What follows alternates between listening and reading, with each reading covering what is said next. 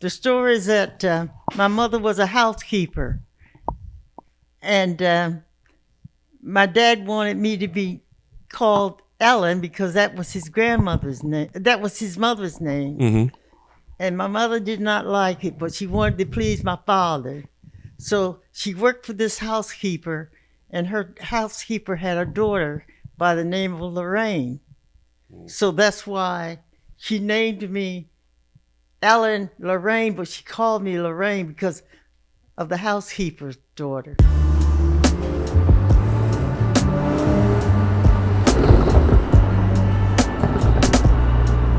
During the time that we were looking for a house so we could move out of Western Philadelphia, we could not buy a house because we were black. Every time we would go to look at a house, the people wouldn't sell it to us. And so the professor at Villanova University thought that was really wrong. So he sold us the house. What happened is that the neighbors broke into the house, turned all the water on in the basement, and the basement was flooded.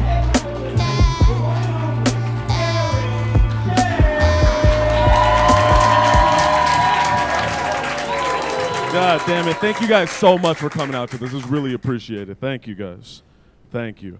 I am so happy because I made a decision for myself last year that I've been sticking with and it's made my life much better. I decided I'm only going to be around people with good vibes. That's it. Only with people with good vibes. I'm not hanging out with any more grown men trying to act hard in their 30s.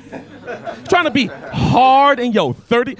Like the type of guy who refuses to smile in group photos. I won't be around you. We're hanging out, having fun.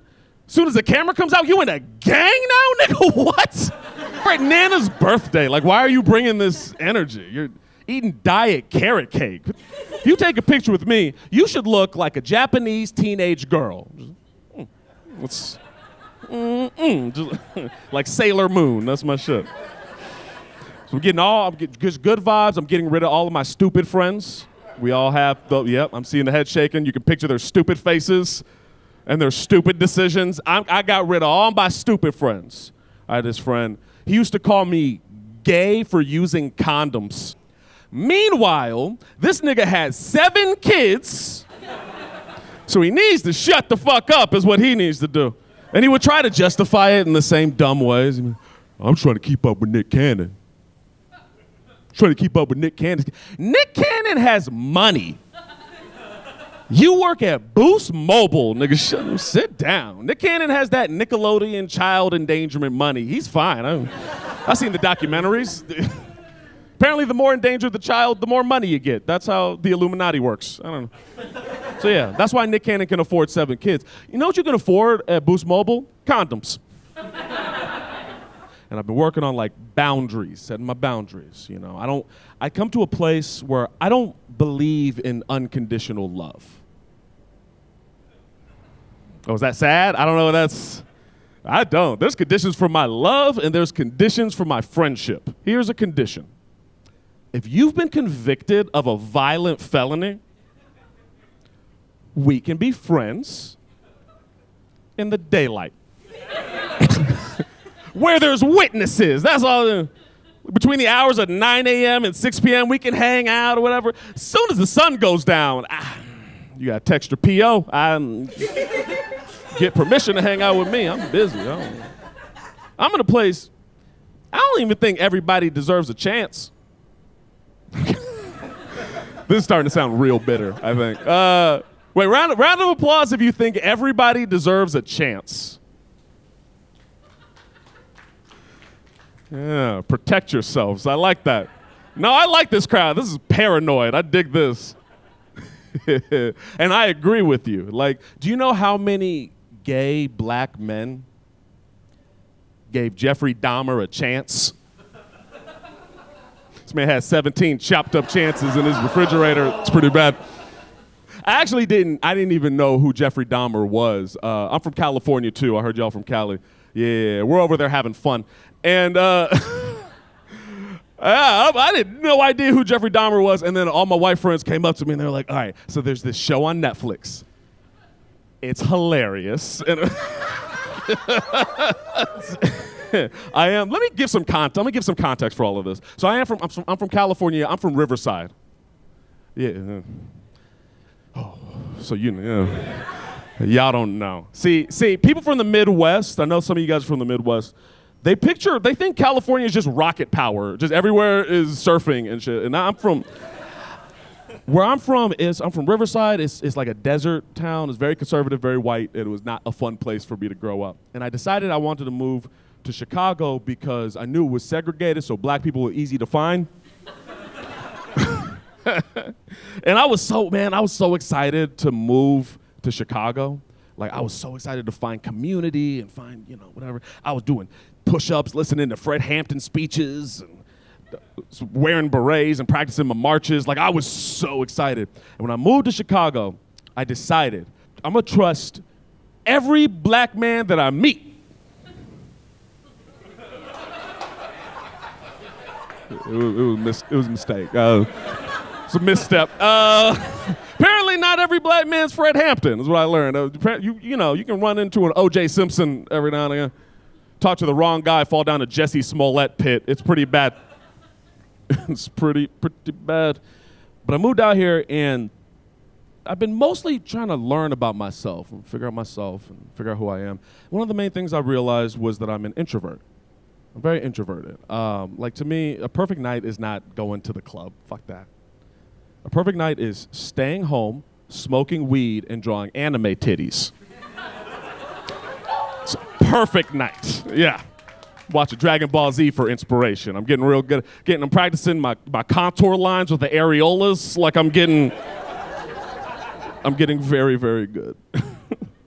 Round of applause if you're an introvert.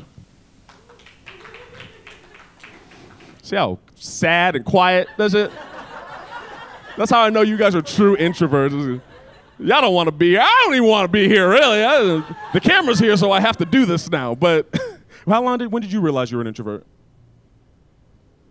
Pre-COVID? Oh, good. That's very self-aware of you. Yeah.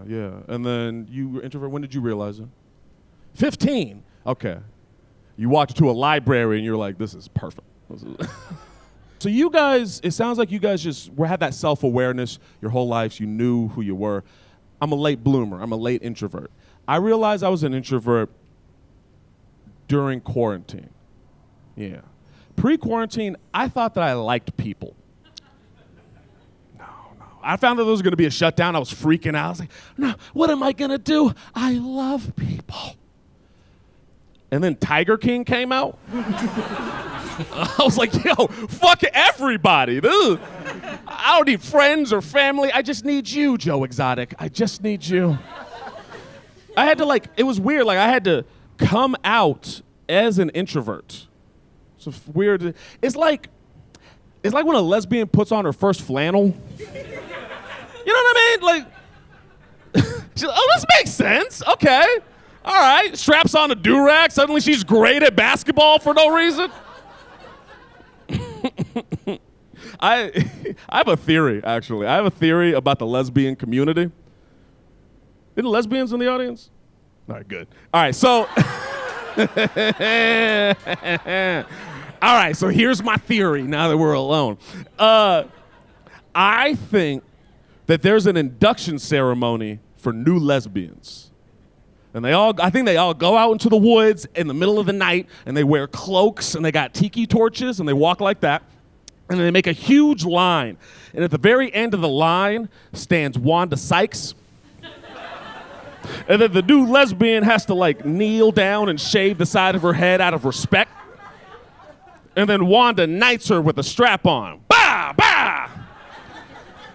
New lesbian. I'm gonna give some context for that as well. So when I first moved out here, I had a girlfriend, and she turned out to be a lesbian.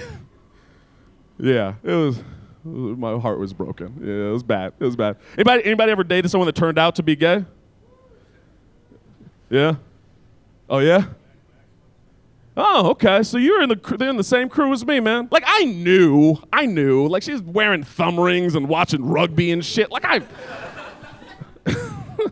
I knew. I come into Chicago. I know you guys are enjoying it, right? Good. It's a beautiful city. Fuck all the bullshit and everything that people say about Chicago. Moving out here was like a big deal for me. I moved out here like 4 years ago, and it has been a crazy process of finding myself and finding community and just being comfortable in my own skin. And when I told you the jokes before about like the bullshit friends, like I mean it. These are very real people I am thinking about that I won't say their names for reasons. But the one consistent thing in my life has always been that the people that have always taken care of me are black women. So can we give a round of applause for all the black women in general?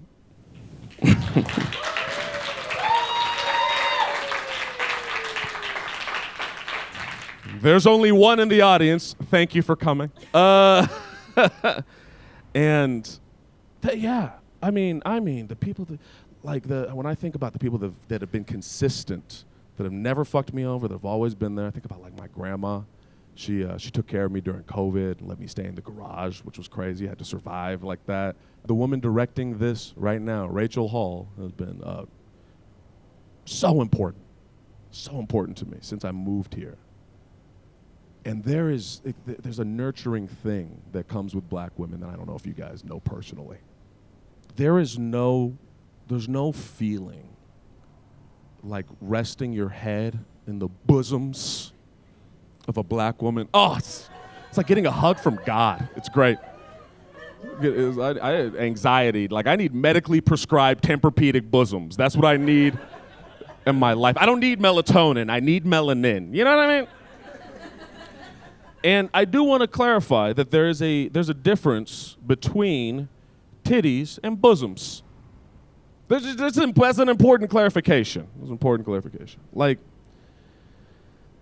Pamela Anderson has titties.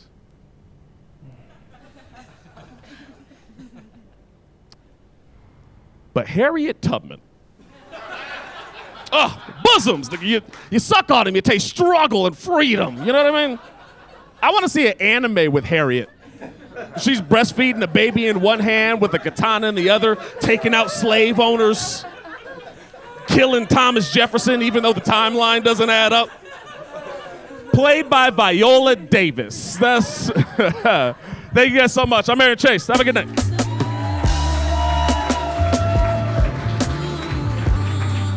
What were you going to say now? I was going to say that I'm really happy that I have all of my grandkids. I have 7 grandkids.